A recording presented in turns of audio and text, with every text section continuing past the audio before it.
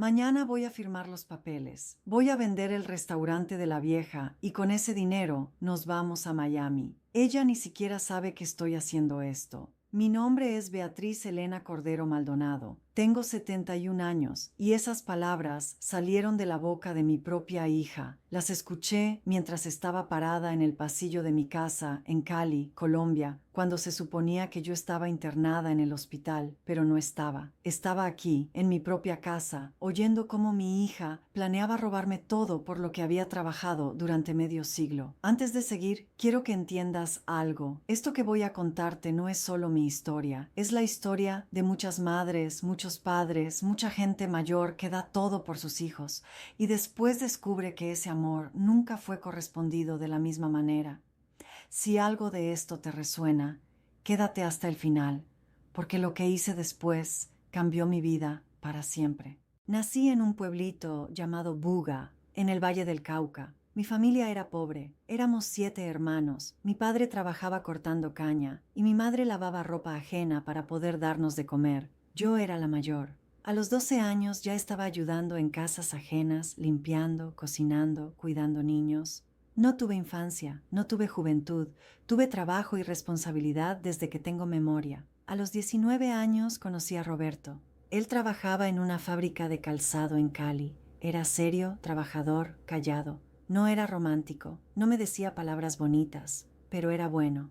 Nos casamos en una ceremonia sencilla en la iglesia del pueblo. Nos fuimos a vivir a Cali. Alquilamos un cuarto en el barrio Siloé, uno de los más humildes de la ciudad.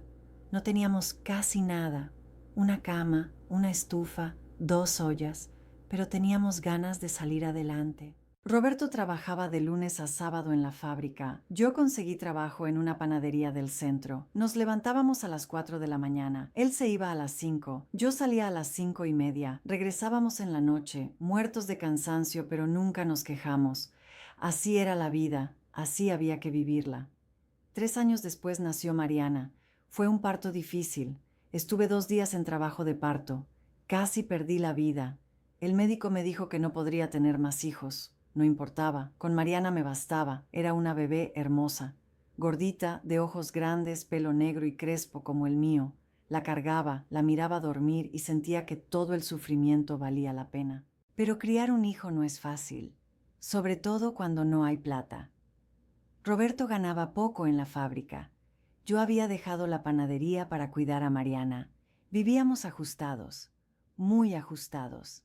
Había semanas en las que comíamos solo arroz con huevo. Había días en los que yo no comía para que ella pudiera comer. Y no lo digo para que me tengan lástima. Lo digo para que entiendan lo que una madre es capaz de hacer.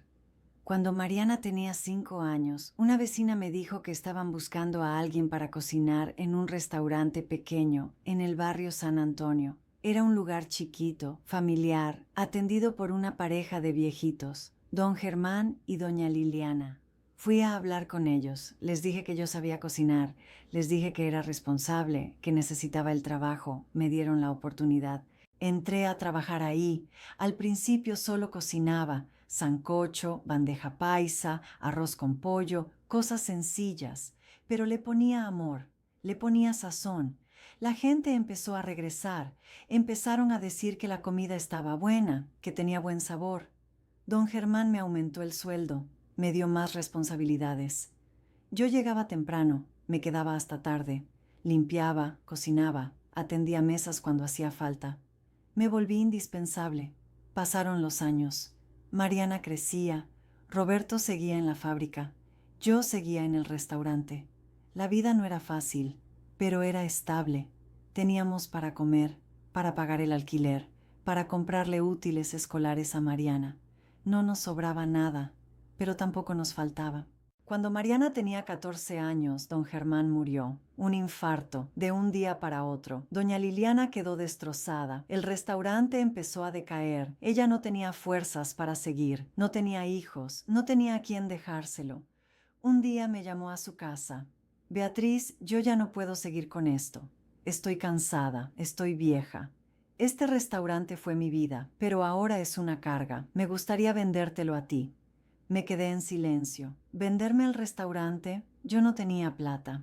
Apenas ganaba para sobrevivir. Le dije que no podía, que no tenía cómo pagar. Ella me dijo que no importaba, que me lo vendía a crédito, que le fuera pagando poco a poco cuando pudiera, sin intereses, sin apuro. Confío en ti, Beatriz. Sé que lo vas a cuidar como yo lo cuidé.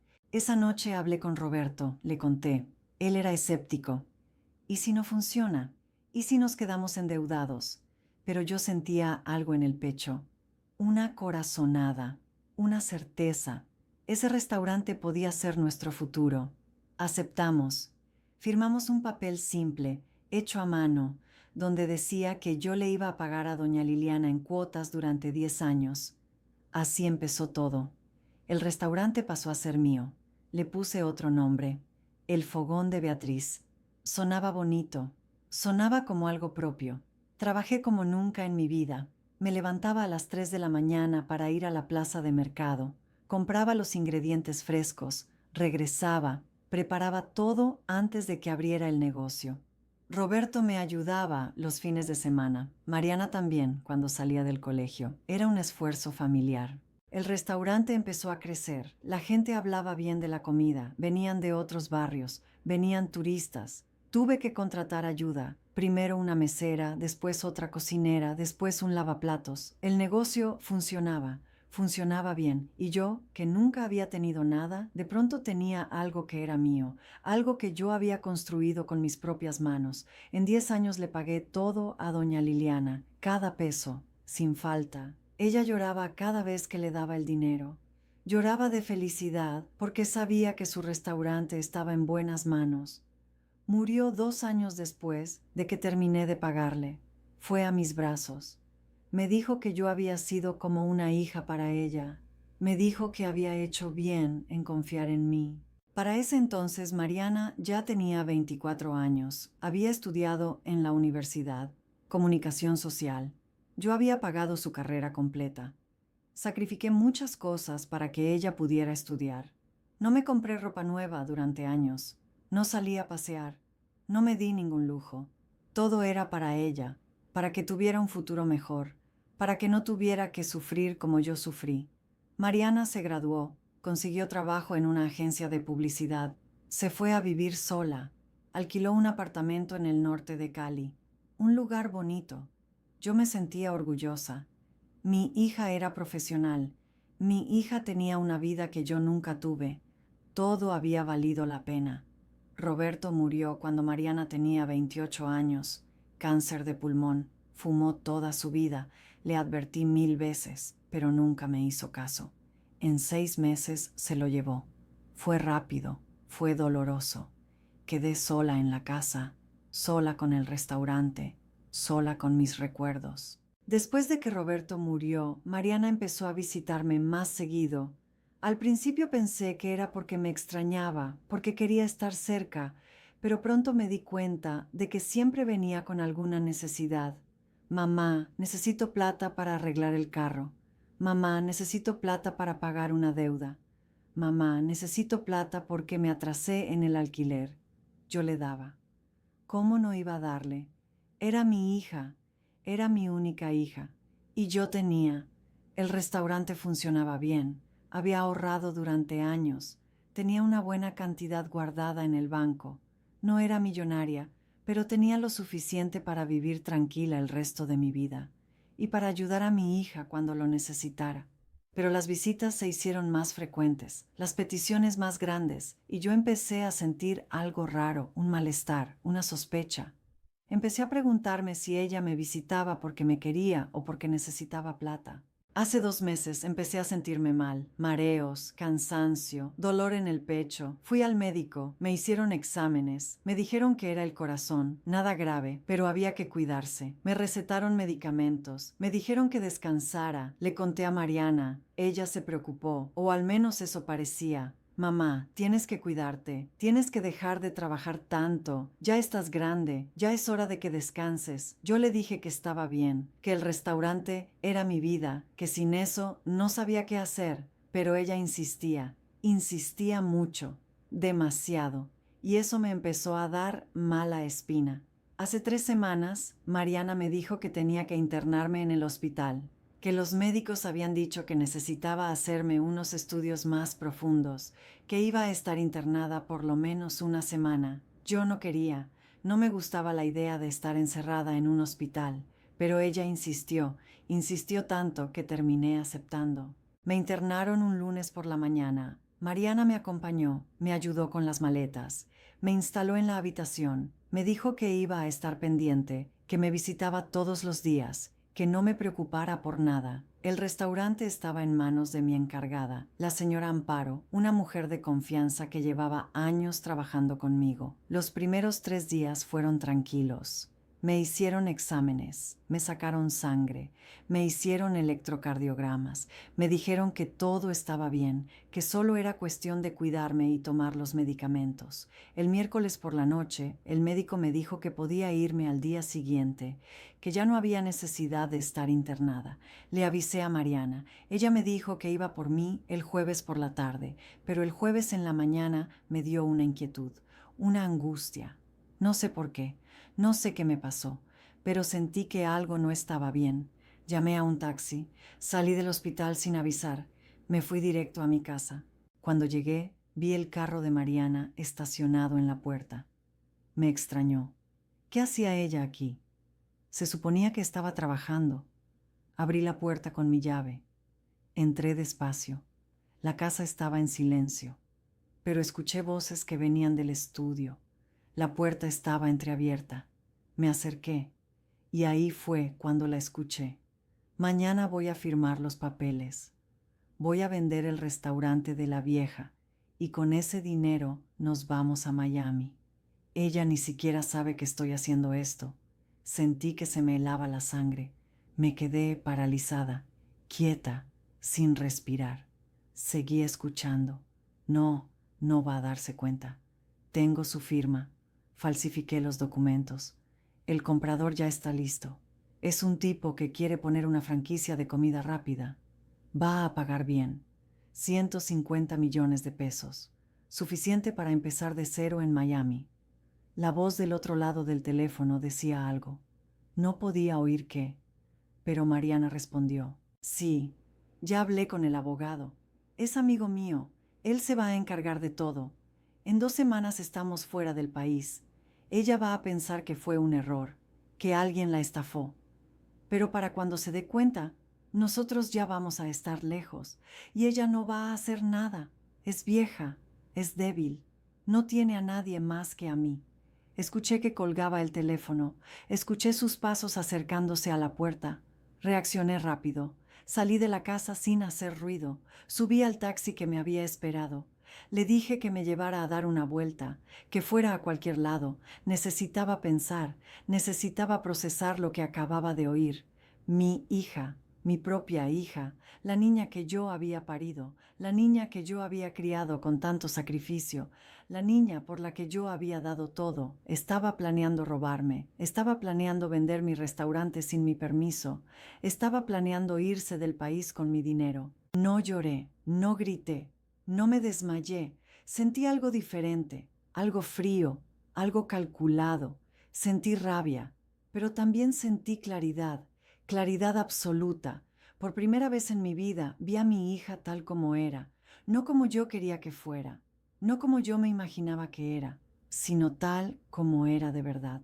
Volví a la casa 2 horas después. El carro de Mariana ya no estaba. Entré, me senté en la sala y empecé a planear. Si ella podía planear robarme, yo podía planear defenderme.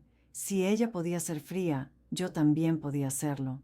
Había pasado toda mi vida siendo suave, siendo condescendiente, siendo la mamá que todo lo perdona. Pero eso se acabó. Esa Beatriz había muerto. Lo primero que hice fue llamar a mi abogado, don Carlos, un señor mayor que me había ayudado con los papeles del restaurante años atrás. Le conté todo. Le conté lo que había escuchado. Le pedí que investigara.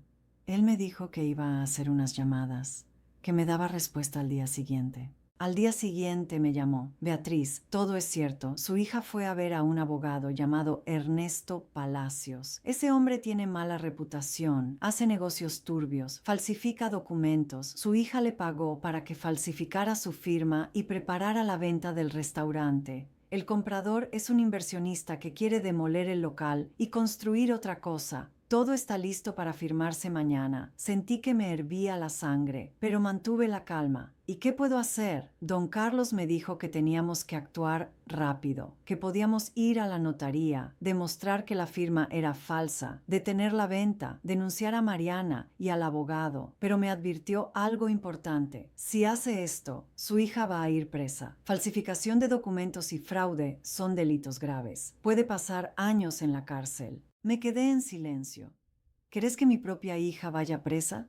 Sí, eso era lo que quería, pero también sabía que si hacía eso, perdería a mi hija para siempre. No es que la tuviera realmente, pero era mi hija, mi sangre, mi única familia. Le dije a don Carlos que esperara, que me diera un día para pensar. Él me dijo que no había mucho tiempo, que la firma era mañana a las 10 de la mañana en la notaría del centro. Yo tenía menos de 24 horas para decidir. Esa noche no dormí. Me quedé sentada en el comedor, mirando las paredes de mi casa. Esta casa que Roberto y yo habíamos comprado después de años de esfuerzo. Esta casa donde habíamos criado a Mariana. Esta casa llena de recuerdos. Y me pregunté, ¿en qué momento las cosas se torcieron? ¿En qué momento mi hija dejó de ser la niña dulce que yo conocía y se convirtió en esta persona capaz de robarme? Pensé en todas las veces que le había dado plata. Pensé en todas las veces que había dicho que sí cuando debía haber dicho que no. Pensé en cómo había justificado sus errores, en cómo había tapado sus mentiras. Y entendí algo. Yo había creado este monstruo. Yo, con mi amor ciego, con mi incapacidad de poner límites, con mi necesidad de complacerla siempre, había creado a una mujer que creía que podía hacer lo que quisiera sin consecuencias. A las 5 de la mañana tomé una decisión. No iba a dejar que me robara, pero tampoco iba a denunciarla. Iba a hacer algo diferente, algo que la hiciera entender que yo no era una vieja tonta, que yo no era débil, que yo había llegado hasta donde estaba porque era fuerte. Llamé a don Carlos a las 7 de la mañana. Le dije que fuéramos a la notaría, que llegáramos antes que Mariana, que quería estar ahí cuando ella llegara. Él me dijo que era mala idea, que podía haber un escándalo. Yo le dije que no me importaba, que quería verle la cara cuando se diera cuenta de que su plan había fracasado. Llegamos a la notaría a las 9. Don Carlos llevaba todos los documentos originales, mi cédula, los papeles del restaurante, las escrituras, todo. Hablamos con el notario, le explicamos la situación, le mostramos las pruebas de que la firma que tenía el otro abogado era falsa. El notario revisó todo, se puso serio. Llamó al abogado de Mariana por teléfono, le dijo que había un problema, que la dueña del restaurante estaba ahí en persona, que la venta no podía realizarse. Media hora después llegó Mariana. Venía elegante, tacones altos, vestido bonito, maquillaje perfecto. Venía sonriendo, segura de sí misma, pero cuando me vio sentada en la sala de espera, su cara cambió, se puso pálida, sus ojos se abrieron, su boca tembló. «Mamá, ¿qué haces acá?» Me puse de pie, la miré fijamente a los ojos. «Vine a impedir que me robaras, Mariana». Ella trató de recomponerse, trató de sonreír. «Mamá, no sé de qué hablas. Yo solo estaba... No me mientas. Escuché todo. Escuché tu conversación por teléfono. Sé que falsificaste mi firma. Sé que planeabas vender mi restaurante y huir a Miami. Sé todo». Las personas en la sala nos miraban. Mariana se acercó. Bajó la voz. «Mamá, por favor, no hagas un escándalo. Vamos afuera. Hablamos. No tengo nada que hablar con vos. La venta no se va a hacer. Tengo todos los documentos originales. Tengo mi abogado. Tengo pruebas de que falsificaste mi firma. Y si querés, puedo ir ahora mismo a la fiscalía y denunciarte». Ella empezó a llorar. «Mamá, por favor, no hagas esto. Yo necesito esa plata. Tengo deudas, tengo problemas, no tengo salida. ¿Y la salida es robarle a tu madre? ¿Es esa la salida que encontraste? Mamá, vos no entendés. Yo estoy desesperada. Perdí mi trabajo. Debo plata. Me van a embargar. Necesito irme del país. Necesito empezar de nuevo. Entonces empezá de nuevo con tu propio esfuerzo, no con lo mío. El abogado de Mariana apareció, Ernesto Palacios, un tipo de traje barato, pelo engominado, sonrisa falsa. Señora, creo que hay un malentendido. Su hija solo estaba tratando de ayudarla. Ella pensó que usted ya no podía manejar el negocio por su edad y su salud. Don Carlos se paró. Señor Palacios, usted sabe perfectamente que eso es mentira. Usted falsificó documentos. Eso es un delito. Si quiere, podemos resolver esto aquí o podemos ir a la fiscalía. Usted decide. El tipo se puso nervioso, empezó a sudar. Miró a Mariana. Ella lloraba, gritaba, pedía perdón. Decía que no había sido su idea, que había sido idea del abogado, que ella solo estaba desesperada, que no sabía qué hacer, pero yo no sentía nada, ni lástima, ni compasión, ni amor. Solo miraba a esa mujer llorando y veía a una extraña. No era mi hija había muerto hacía mucho tiempo. Esta era otra persona. El notario canceló la cita. Le dijo al abogado que se fuera antes de que llamaran a la policía. Ernesto Palacios salió corriendo. Mariana se quedó. Se sentó en una silla. Lloraba con la cabeza entre las manos. Don Carlos me miró. ¿Querés denunciarla? Pensé. Pensé mucho. Finalmente dije que no. No voy a denunciarla. Pero tampoco voy a tener contacto con ella nunca más. Se acabó. Salí de la notaría. Mariana corrió detrás de mí. Mamá, espera, por favor, hablemos. No hay nada que hablar. Mamá, por favor, perdóname. Cometí un error. Estaba desesperada. No sabía qué hacer. Tuviste muchas opciones, Mariana. Pudiste haberme pedido ayuda, pudiste haberme contado la verdad, pudiste haber sido honesta, pero elegiste robarme, elegiste traicionarme, y eso no tiene perdón. Mamá, no podés hacerme esto. Soy tu hija, y yo soy tu madre. Y merecía respeto, merecía honestidad, merecía amor, pero vos solo me viste como una fuente de dinero, como una vieja tonta que podías manipular. Mamá, yo te amo. No, Mariana, vos no me amás. Si me amaras, no habrías hecho esto. Me subí al carro de don Carlos. Mariana se quedó ahí, en la calle, llorando, mirándome, suplicando. Pero no me di vuelta, no la miré, simplemente me fui. Cuando llegué a mi casa, entré, cerré la puerta con llave y me senté en el sofá. Y ahí, sola, en el silencio de mi casa, lloré. Lloré por la hija que había perdido. Lloré por los años de sacrificio que habían sido en vano. Lloré por la traición. Lloré por el dolor. Pero también lloré de alivio, porque finalmente había puesto un límite. Finalmente me había defendido. Finalmente había elegido a mí misma. Los días siguientes fueron difíciles. Mariana me llamaba todos los días. Me mandaba mensajes. Me mandaba correos electrónicos. Pedía perdón. Decía que había cambiado, que quería arreglar las cosas, pero yo no respondía. Bloqueé su número, bloqueé su correo, bloqueé todo contacto con ella. Don Carlos me ayudó a reforzar la seguridad de mis documentos. Cambiamos contraseñas, cambiamos firmas autorizadas. Hicimos todo lo necesario para que Mariana no pudiera hacer nada en mi nombre.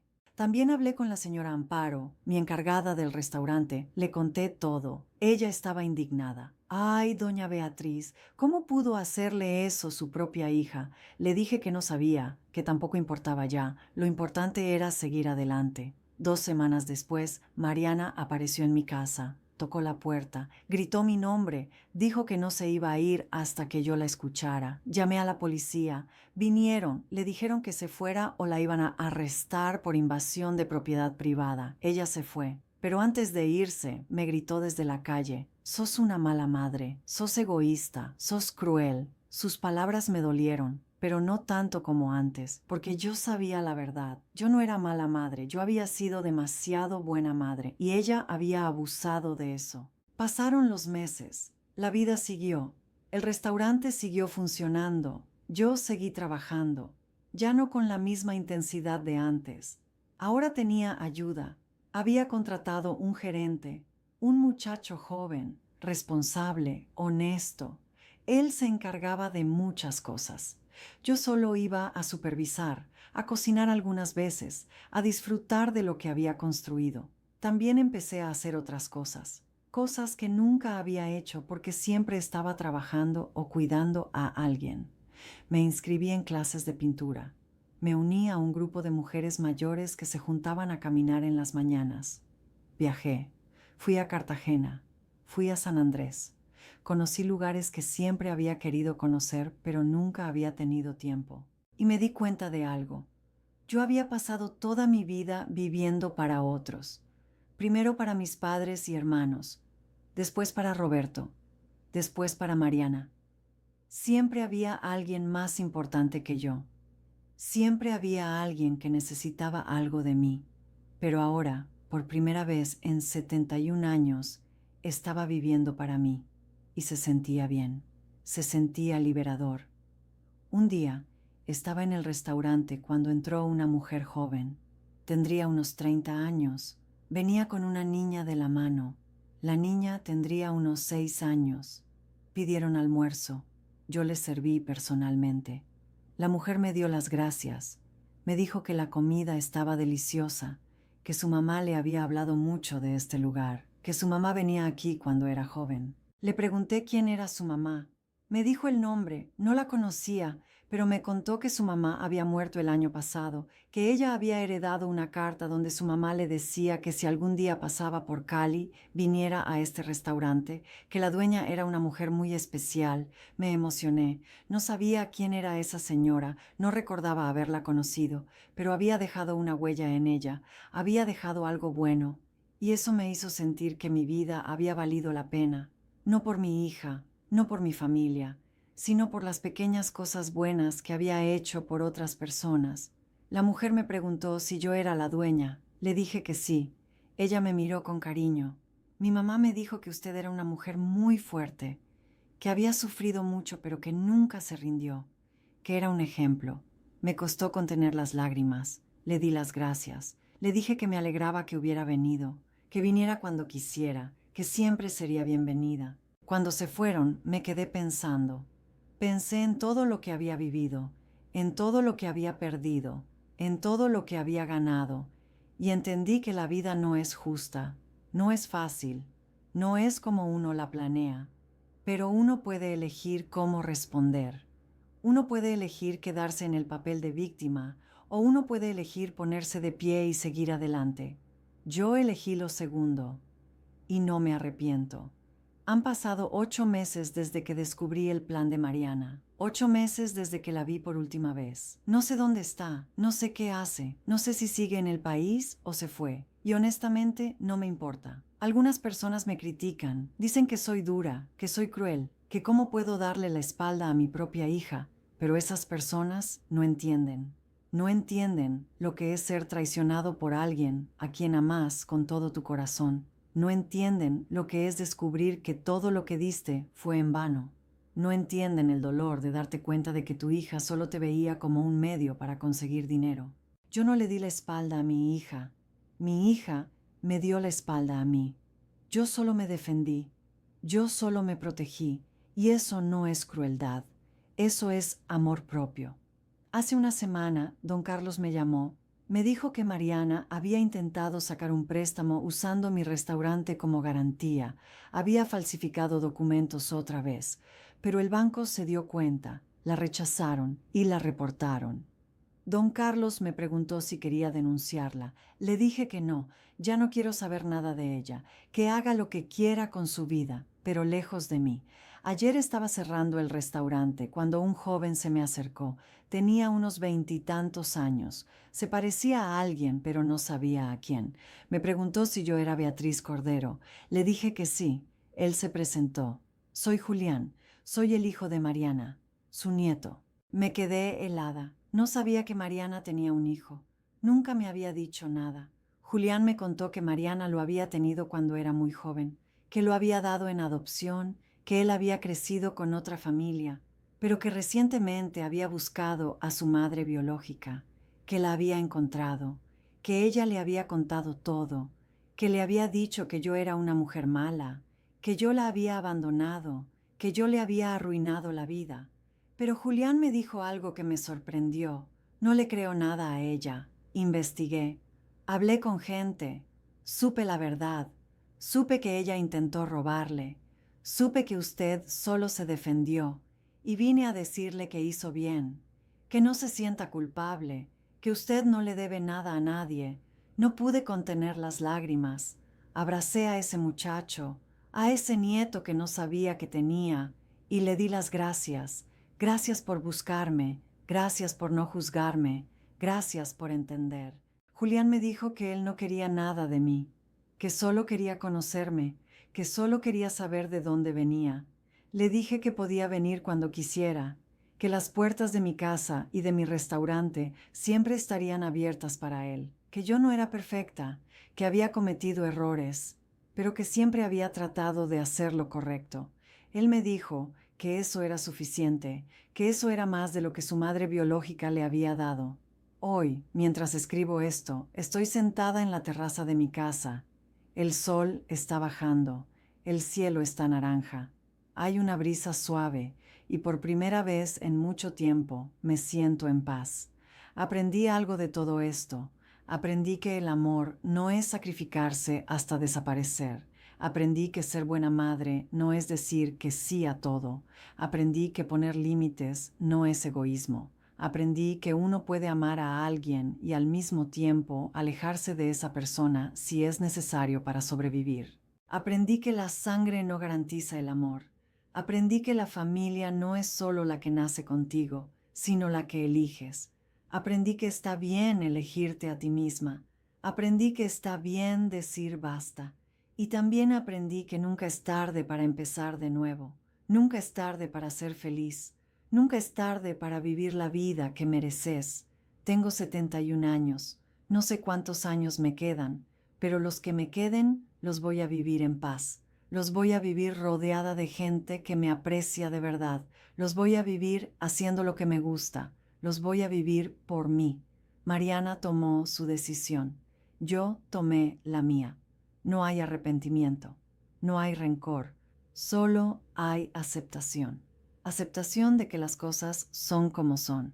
De que la vida no siempre te da lo que esperas, pero te da oportunidades de elegir. Y yo elegí dignidad. Si estás pasando por algo parecido, si tenés un hijo, una hija, o alguien cercano que te está usando, que te está faltando al respeto, que te está robando tu paz, quiero que sepas algo. No estás solo, no estás sola, y no sos mala persona por poner límites. No sos mala madre, mal padre, mala hija, mal hijo por protegerte. Nadie, absolutamente nadie, tiene derecho a abusar de tu amor. Nadie tiene derecho a robarte tu paz. Y si alguien te dice que sos egoísta por cuidarte, ignora esas voces, porque esas voces vienen de gente que nunca ha estado en tus zapatos, gente que nunca ha sentido lo que vos sentís, gente que opina sin saber. La vida es corta, el tiempo pasa rápido, y no vale la pena gastar los años que te quedan siendo infeliz por complacer a alguien que no te valora. No vale la pena sacrificar tu paz por alguien que solo te ve como un recurso. Yo perdí a mi hija, pero gané mi dignidad, gané mi paz, gané mi vida, y no lo cambiaría por nada. Si esta historia te tocó de alguna manera, si te sentís identificado, si conoces a alguien que está pasando por esto, compartilo, contale tu historia, porque a veces solo necesitamos saber que no estamos solos. Solo necesitamos saber que alguien más entiende. Solo necesitamos saber que está bien elegirse a uno mismo. Yo soy Beatriz Elena Cordero Maldonado. Tengo 71 años. Soy dueña de un restaurante en Cali, Colombia. Fui esposa, fui madre, fui hija, pero sobre todo aprendí a ser yo misma. Y esta es mi historia.